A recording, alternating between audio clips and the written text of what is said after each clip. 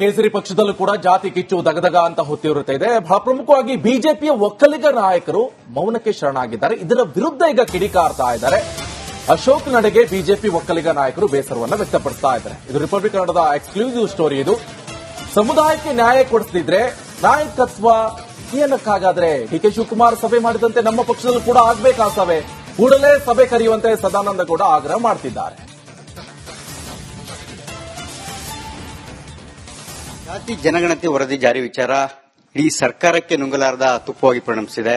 ಇವತ್ತು ಸಚಿವ ಸಂಪುಟ ಸಭೆಯಲ್ಲಿ ಮಹತ್ವದ ತೀರ್ಮಾನ ಹೊರಬೀಳುತ್ತೆ ಅಂತಕ್ಕಂಥದ್ದು ಸಹಜವಾಗಿ ಎಲ್ಲರೂ ಕೂಡ ಕುತೂಹಲದಿಂದ ಕಾಯ್ತಿದ್ದಾರೆ.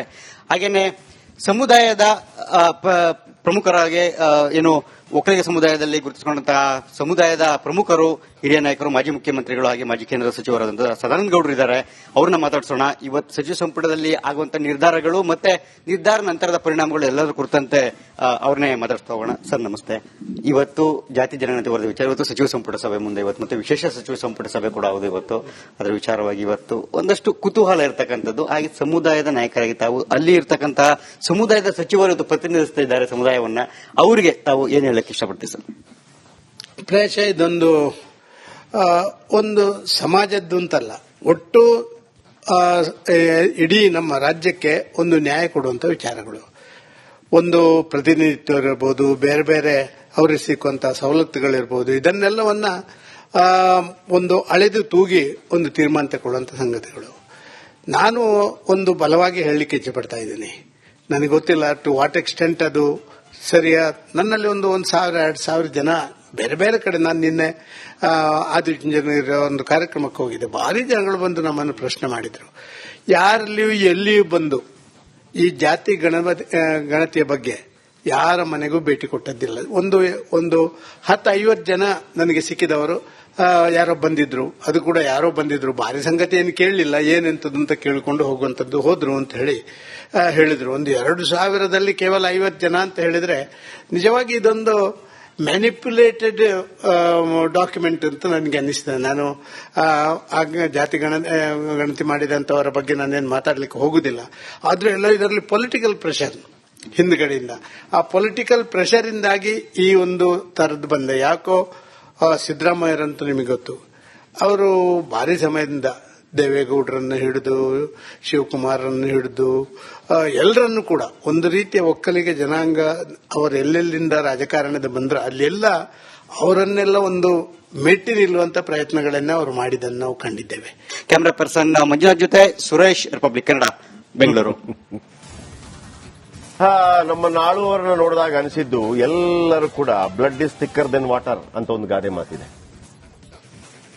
Blood is thicker than water ಅಂತೇಳಿ ಎಲ್ಲರೂ ಜಾತಿ ವಿಚಾರ ಮಾತಾಡ್ತಾ ಇರೋ ಬಿಟ್ರೆ ಇಲ್ಲ, ಎಲ್ಲರಿಗೂ ನ್ಯಾಯ ಸಿಗಬೇಕು ಅನ್ನೋಂಥ ಮಾತನ್ನು ಯಾರು ಮಾತಾಡ್ತಾ ಇಲ್ಲ. ನಾನು ಒಕ್ಕಲಿಗರದು, ನಾನು ಲಿಂಗಾಯತರದು, ನಾನು ದಲಿತರದು, ನಾನು ಆಯಿಂದ, ನಾನು ಮುಸ್ಲಿಮರದು, ನಾನು ಇನ್ನು ಯಾರು ಕೂಡ ಇಲ್ಲಪ್ಪ. ಯಾರ್ಯಾರೆಲ್ಲ ಕಷ್ಟದಲ್ಲಿದ್ದಾರೆ, ಮತ್ತೊಂದಿದ್ದಾರೆ, ಅದನ್ನ ಅರ್ಥ ಮಾಡ್ಕೊಳ್ಳುವಂತ ಪ್ರಯತ್ನವನ್ನು ಯಾರು ಮಾಡ್ತಾ ಇಲ್ಲ. ಹಾಗಂತ ಯಾರಿಗೂ ಅನ್ಯಾಯ ಆಗಬೇಕು ಅಂತ ಇಲ್ಲಿ ನಾನು ಹೇಳ್ತಾ ಇಲ್ಲ.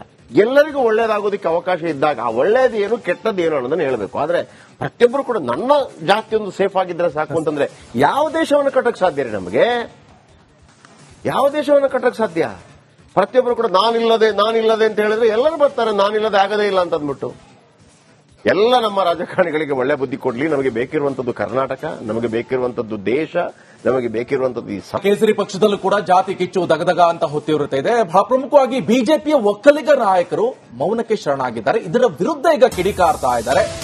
ಅಶೋಕ್ ನಡೆಗೆ ಬಿಜೆಪಿ ಒಕ್ಕಲಿಗ ನಾಯಕರು ಬೇಸರವನ್ನು ವ್ಯಕ್ತಪಡಿಸ್ತಾ ಇದ್ದಾರೆ. ಇದು ರಿಪಬ್ಲಿಕ್ ಕನ್ನಡದ ಎಕ್ಸ್ಕ್ಲೂಸಿವ್ ಸ್ಟೋರಿ. ಇದು ಸಮುದಾಯಕ್ಕೆ ನ್ಯಾಯ ಕೊಡಿಸದಿದ್ರೆ ನಾಯಕತ್ವ ಏನಕ್ಕಾಗಾದ್ರೆ ಡಿಕೆ ಶಿವಕುಮಾರ್ ಸಭೆ ಮಾಡಿದಂತೆ ನಮ್ಮ ಪಕ್ಷದಲ್ಲೂ ಕೂಡ ಆಗ್ಬೇಕಾ ಸಭೆ, ಕೂಡಲೇ ಸಭೆ ಕರೆಯುವಂತೆ ಸದಾನಂದ ಗೌಡ ಆಗ್ರಹ ಮಾಡ್ತಿದ್ದಾರೆ. ಜಾತಿ ಜನಗಣತಿ ವರದಿ ಜಾರಿ ವಿಚಾರ ಇಡೀ ಸರ್ಕಾರಕ್ಕೆ ನುಂಗಲಾರದ ತುಪ್ಪವಾಗಿ ಪರಿಣಮಿಸಿದೆ. ಇವತ್ತು ಸಚಿವ ಸಂಪುಟ ಸಭೆಯಲ್ಲಿ ಮಹತ್ವದ ತೀರ್ಮಾನ ಹೊರಬೀಳುತ್ತೆ ಅಂತಕ್ಕಂಥದ್ದು ಸಹಜವಾಗಿ ಎಲ್ಲರೂ ಕೂಡ ಕುತೂಹಲದಿಂದ ಕಾಯ್ತಿದ್ದಾರೆ. ಹಾಗೇನೆ ಸಮುದಾಯದ ಪ್ರಮುಖರಾಗಿ ಏನು ಒಕ್ಕಲಿಗ ಸಮುದಾಯದಲ್ಲಿ ಗುರುತಿಸಿಕೊಂಡಂತಹ ಸಮುದಾಯದ ಪ್ರಮುಖರು, ಹಿರಿಯ ನಾಯಕರು, ಮಾಜಿ ಮುಖ್ಯಮಂತ್ರಿಗಳು ಹಾಗೆ ಮಾಜಿ ಕೇಂದ್ರ ಸಚಿವರಾದಂತಹ ಸದಾನಂದ ಗೌಡರು ಇದ್ದಾರೆ. ಅವ್ರನ್ನ ಮಾತಾಡ್ಸೋಣ. ಇವತ್ತು ಸಚಿವ ಸಂಪುಟದಲ್ಲಿ ಆಗುವಂತಹ ನಿರ್ಧಾರಗಳು ಮತ್ತೆ ನಿರ್ಧಾರ ನಂತರದ ಪರಿಣಾಮಗಳು ಎಲ್ಲದರ ಕುರಿತಂತೆ ಅವ್ರನ್ನೇ ಮಾತಾಡ್ತಾ ಹೋಗೋಣ. ಸರ್ ನಮಸ್ತೆ. ಇವತ್ತು ಜಾತಿ ಜನಗಣತಿ ವರದಿ ವಿಚಾರ, ಇವತ್ತು ಸಚಿವ ಸಂಪುಟ ಸಭೆ ಮುಂದೆ ಇವತ್ತು ಮತ್ತೆ ವಿಶೇಷ ಸಚಿವ ಸಂಪುಟ ಸಭೆ ಕೂಡ ಹೌದು ಇವತ್ತು. ಅದರ ವಿಚಾರವಾಗಿ ಇವತ್ತು ಒಂದಷ್ಟು ಕುತೂಹಲ ಇರತಕ್ಕಂಥದ್ದು. ಹಾಗೆ ಸಮುದಾಯದ ನಾಯಕರಾಗಿ ತಾವು ಅಲ್ಲಿ ಇರತಕ್ಕಂತಹ ಸಮುದಾಯದ ಸಚಿವರು ಇವತ್ತು ಪ್ರತಿನಿಧಿಸ್ತಾ ಇದ್ದಾರೆ ಸಮುದಾಯವನ್ನ. ಅವರಿಗೆ ತಾವು ಏನ್ ಹೇಳಕ್ಕೆ ಇಷ್ಟಪಡ್ತೀವಿ ಸರ್? ಪ್ರಾಯಶಃ ಇದೊಂದು ಒಂದು ಸಮಾಜದ್ದು ಅಂತಲ್ಲ, ಒಟ್ಟು ಇಡೀ ನಮ್ಮ ರಾಜ್ಯಕ್ಕೆ ಒಂದು ನ್ಯಾಯ ಕೊಡುವಂತ ವಿಚಾರಗಳು. ಒಂದು ಪ್ರತಿನಿಧಿತ್ವ ಇರಬಹುದು, ಬೇರೆ ಬೇರೆ ಅವರಿಗೆ ಸಿಕ್ಕುವಂತಹ ಸವಲತ್ತುಗಳಿರ್ಬೋದು, ಇದನ್ನೆಲ್ಲವನ್ನ ಒಂದು ಅಳೆದು ತೂಗಿ ಒಂದು ತೀರ್ಮಾನ ತಗೊಳ್ಳುವಂತ ಸಂಗತಿಗಳು. ನಾನು ಒಂದು ಬಲವಾಗಿ ಹೇಳಲಿಕ್ಕೆ ಇಚ್ಛೆಪಡ್ತಾ ಇದ್ದೀನಿ. ನನಗೆ ಗೊತ್ತಿಲ್ಲ ಟು ವಾಟ್ ಎಕ್ಸ್ಟೆಂಟ್ ಅದು ಸರಿಯಾ. ನನ್ನಲ್ಲಿ ಒಂದು 1,000-2,000 ಜನ ಬೇರೆ ಬೇರೆ ಕಡೆ, ನಾನು ನಿನ್ನೆ ಆದಿಚುಂಚನಗಿರಿ ಒಂದು ಕಾರ್ಯಕ್ರಮಕ್ಕೆ ಹೋಗಿದ್ದೆ. ಭಾರಿ ಜನಗಳು ಬಂದು ನಮ್ಮನ್ನು ಪ್ರಶ್ನೆ ಮಾಡಿದ್ರು. ಯಾರಲ್ಲಿಯೂ ಎಲ್ಲಿಯೂ ಬಂದು ಈ ಜಾತಿ ಗಣತಿಯ ಬಗ್ಗೆ ಯಾರ ಮನೆಗೂ ಭೇಟಿ ಕೊಟ್ಟದ್ದಿಲ್ಲ. ಒಂದು 10-50 ಜನ ನನಗೆ ಸಿಕ್ಕಿದವರು ಯಾರೋ ಬಂದಿದ್ರು. ಅದು ಕೂಡ ಯಾರೋ ಬಂದಿದ್ರು, ಭಾರಿ ಸಂಗತಿ ಏನು ಕೇಳಲಿಲ್ಲ, ಏನೆಂತದ್ದು ಅಂತ ಕೇಳಿಕೊಂಡು ಹೋಗುವಂತದ್ದು ಹೋದ್ರು ಅಂತ ಹೇಳಿದ್ರು. ಒಂದು 2,000ದಲ್ಲಿ ಕೇವಲ 50 ಜನ ಅಂತ ಹೇಳಿದ್ರೆ ನಿಜವಾಗಿ ಇದೊಂದು ಮ್ಯಾನಿಪ್ಯುಲೇಟೆಡ್ ಡಾಕ್ಯುಮೆಂಟ್ ಅಂತ ನನಗೆ ಅನ್ನಿಸ್ತದೆ. ನಾನು ಜಾತಿ ಗಣತಿ ಮಾಡಿದಂತವರ ಬಗ್ಗೆ ನಾನೇನು ಮಾತಾಡ್ಲಿಕ್ಕೆ ಹೋಗುದಿಲ್ಲ. ಆದ್ರೂ ಎಲ್ಲ ಇದರಲ್ಲಿ ಪೊಲಿಟಿಕಲ್ ಪ್ರೆಷರ್ ಹಿಂದ್ಗಡೆಯಿಂದ, ಆ ಪೊಲಿಟಿಕಲ್ ಪ್ರೆಷರ್ ಇಂದಾಗಿ ಈ ಒಂದು ತರದ್ದು ಬಂದೆ. ಯಾಕೋ ಸಿದ್ದರಾಮಯ್ಯರಂತೂ ನಿಮಗೆ ಗೊತ್ತು, ಅವರು ಭಾರಿ ಸಮಯದಿಂದ ದೇವೇಗೌಡರನ್ನು ಹಿಡಿದು ಶಿವಕುಮಾರನ್ನು ಹಿಡಿದು ಎಲ್ಲರನ್ನು ಕೂಡ ಒಂದು ರೀತಿಯ ಒಕ್ಕಲಿಗ ಜನಾಂಗ ಅವರೆಲ್ಲೆಲ್ಲಿಂದ ರಾಜಕಾರಣದ ಬಂದ್ರು ಅಲ್ಲೆಲ್ಲ ಅವರನ್ನೆಲ್ಲ ಒಂದು ಮೆಟ್ಟಿ ನಿಲ್ಲುವಂತ ಪ್ರಯತ್ನಗಳನ್ನ ಅವರು ಮಾಡಿದ್ದನ್ನು ನಾವು ಕಂಡಿದ್ದೇವೆ. ಕ್ಯಾಮರಾ ಪರ್ಸನ್ ಮಂಜುನಾಥ್ ಜೊತೆ ಸುರೇಶ್, ರಿಪಬ್ಲಿಕ್ ಕನ್ನಡ, ಬೆಂಗಳೂರು. ನಮ್ಮ ನಾಳುವರನ್ನ ನೋಡಿದಾಗ ಅನಿಸಿದ್ದು ಎಲ್ಲರೂ ಕೂಡ blood is thicker than water ಅಂತ ಒಂದು ಗಾದೆ ಮಾತಿದೆ. Blood is thicker than water ಅಂತೇಳಿ ಎಲ್ಲರೂ ಜಾತಿ ವಿಚಾರ ಮಾತಾಡ್ತಾ ಇರೋ ಬಿಟ್ರೆ ಇಲ್ಲ, ಎಲ್ಲರಿಗೂ ನ್ಯಾಯ ಸಿಗಬೇಕು ಅನ್ನೋಂಥ ಮಾತನ್ನು ಯಾರು ಮಾತಾಡ್ತಾ ಇಲ್ಲ.